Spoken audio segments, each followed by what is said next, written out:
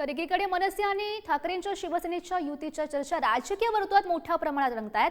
दुसरीकडे राज ठाकरेंनी महायुती सोबत यावं असं आता गृहराज्यमंत्री योगेश कदम यांचं मोठं वक्तव्य बघायला मिळत आहे.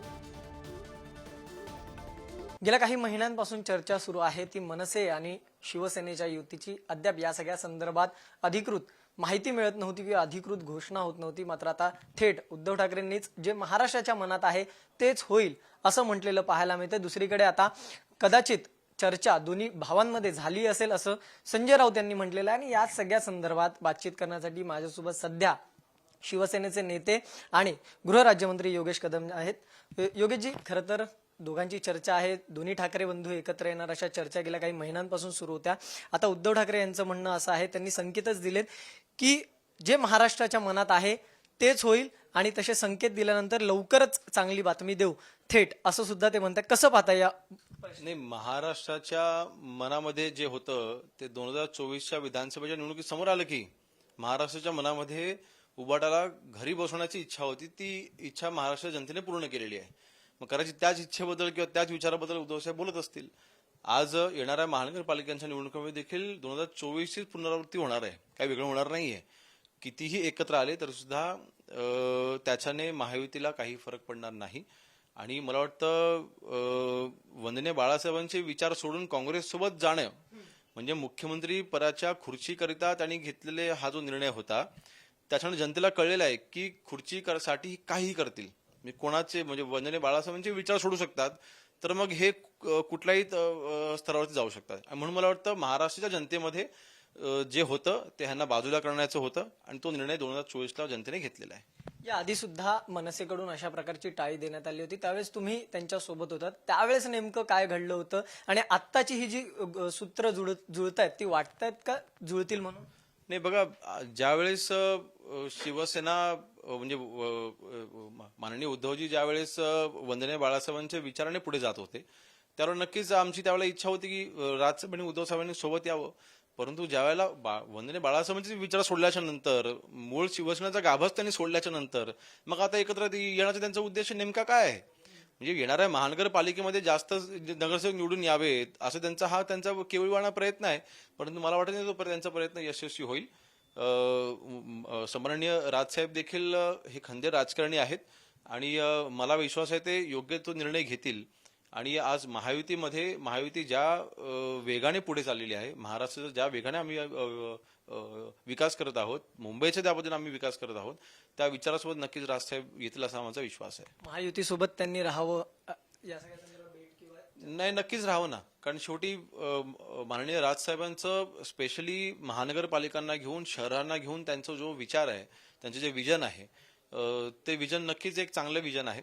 आणि असं विजन हे महायुतीसोबत असावं असं माझ्यासारख्या एक लहान कार्यकर्त्याला वाटतं. म्हणून त्यांनी आमच्यासोबत यावं अशी आमची इच्छा आहे. योगीजी, एक प्रश्न असा आहे की मिठी नदी घोटाळ्या प्रकरणी आज ईडीने सुद्धा हस्तक्षेप केलेला आहे. अनेक ठिकाणी छापेमारी केलेली आहे, दिनू मोरिया असेल किंवा त्याच्या संबंधित जिथे जिथे त्यांना लिंक मिळालाय. काय वाटतं या सगळ्या प्रकरणात कुठपर्यंत ईडीची चौकशी आणि अजूनही छापेमारी सुरू आहे? नाही बघा, शेवटी सेंट्रल एजन्सी आहे, त्यांना काही माहिती त्यांच्यापर्यंत कदाचित आलेली असेल, त्या अनुषंगाने ते कारवाई करतायत. त्या कारवाईवरती आम्ही काही बोलणं उचित राहणार नाही. परंतु एक गोष्ट मात्र नक्की आहे की जर का कोणी भ्रष्टाचार केला असेल, मिठी नदीचा गाळ काढून आपल्याला मुंबईकरांना तिथे त्रास होणार नाही किंवा जे काही अतिवृष्टी होते, अतिवृष्टीच्या वेळेला जे काही पाणी तुमचं ते होणार नाही, ह्यासाठी ते गाळ काढण्याचं कॉन्ट्रॅक्ट दिलं गेलं होतं. त्याच्यामध्ये कुठला भ्रष्टाचार झाला असेल नक्कीच त्याच्यावरती कठोर कारवाई झाली पाहिजे. याच गटारगंगेमध्ये ज्यांनी भ्रष्टाचारामध्ये हात धुतले अशा कोणत्या नेत्यापर्यंत किंवा यामधल्या महत्वाच्या आरोपीपर्यंत पोहोचण्यासाठी जर का दिनू मोरिया याच्यामध्ये त्यांची जर काही इन्व्हॉल्वमेंट असेल असं म्हणतोय मी, तर नक्कीच त्यांचे सहकारी कोण, त्यांचे पार्टनर कोण, त्यांचे मित्र कोण, त्यांची याच्यामध्ये इन्व्हॉल्वमेंट होती का किंवा आहे का, ह्या सगळ्या दृष्टीने पण तपास हा झाला पाहिजे. एक प्रश्न असा आहे की वैष्णवी हगवणे प्रकरणामध्ये एक नाव सर्वात पुढे आलं, ते म्हणजे वरिष्ठ अधिकारी जालिंदर सुपेकर. आणि याच जालिंदर सुपेकरांनी 500 कोटी रुपयांची मागणी केली होती एका कैद्याकडे. आणि त्याचबरोबर अनेक आरोप प्रत्यारोप होत आहेत त्यांच्यावर की त्यांनी अनेक घोटाळे सुद्धा केले, जे पोलिसांसाठी लागणारं साहित्य खरेदी असेल त्याच्यामध्ये असेल किंवा इतरही गोष्टी. आता त्यांच्यावर सामाजिक कार्यकर्ते असतील किंवा अनेक विरोधक असतील, राजकीय नेते असतील, त्यांचं म्हणणं आहे की या सगळ्या संदर्भातली ईडीची चौकशी व्हावी आणि त्यांनी आतापर्यंत असे किती घोटाळे केले किंवा काय नेमकी माहिती या सगळी मागवून घ्यावी, काय वाटतं या सगळ्या संदर्भात? आणि माननीय मुख्यमंत्री महोदय नक्कीच या बाबतीमध्ये योग्य तो निर्णय घेतील. शेवटी कायदा हा सगळ्यांसाठी सारखा आहे आणि एका वरिष्ठ पदावरती बसलेला असताना अर्थातच सगळ्यांनी जबाबदारीने वागायचं असतं. त्याच्यामध्ये कुठेही काही गैरव्यवहार झाले असते तर नक्कीच कोणालाही कायदा हा आमच्या सरकारमध्ये सगळ्यांसाठी सारखा आहे, कोणालाही ह्याच्यामध्ये पाठीशी घातलं जाणार नाही. परंतु फक्त एका व्यक्तीने सांगितलं की मला ह्यानी अशी अशी डिमांड केली म्हणून कोणाला डायरेक्ट थेट कारवाई करता येत नसते, हे आपल्याला माहिती आहे. त्यामुळे नक्कीच माननीय मुख्यमंत्री महोदय या बाबतीत योग्य तो निर्णय घेतील. पण एक आरोप त्यांच्यावर असाही होतो की जळगावमध्ये एका पोलीस निरीक्षकाने त्यांच्या त्रासाला कंटाळून आत्महत्या सुद्धा केली होती. या सगळ्या प्रकरणात चौकशी होईल का? हे बघा शेवटी हे सगळे आरोप आहेत आणि मी पुन्हा एकदा हेच सांगेन, कायदा सगळ्यांसाठी हा सारखा असतो. जोपर्यंत कुठले आरोप सिद्ध होत नाहीत किंवा कुठले पुरावे समोर येत नाहीत तोपर्यंत या बाबतीमध्ये काही म्हणणं हे घाई होईल. परंतु कायदा मात्र हा सगळ्यांसाठी सारखा आहे. अगदी शेवटचा प्रश्न, सुजाता शिंगाडे ज्या 4 महिन्यापूर्वी तुमच्या ठाकरेंकडून तुमच्याकडे आल्या होत्या, आता त्या परत ठाकरेंकडे गेलेल्या, आज पक्षप्रवेश केला. त्यांनी असं म्हटलंय 4 महिने मला रात्रीची झोप लागलेली नाहीये, अत्यंत वाईट परिस्थिती तिकडे पाहायला मिळते. मला वाटतं आता बघा शेवटी हा त्यांचा वैयक्तिक निर्णय आहे.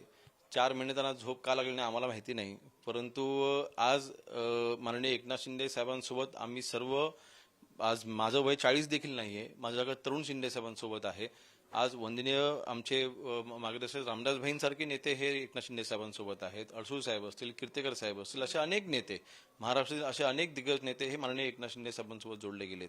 तर मला वाटतं अशा एका व्यक्तीमुळे काही आम्हाला काही फरक पडणार नाही.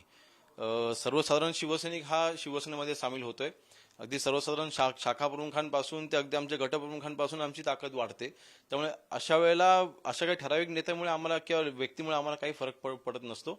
आमच्यासोबत वंदनीय बाळासाहेबांचे विचार आहेत, त्यावरती आम्ही ठाम आहोत आणि या विचारांसोबत जनता आणि शिवसैनिक हा आमच्यासोबत आहे. धन्यवाद सर, आमच्याशी बातचीत केली त्याबद्दल. आपण जर पाहिलं तर अनेक विषयांवर त्यांनी सविस्तर थेट उत्तर आपल्यासोबत मांडलेलं आपल्याला पाहायला मिळालं. व्हिडिओ जर्नलिस्ट समीर शेळकेसह मी धनंजय दळवे, पुढारी न्यूज, मुंबई.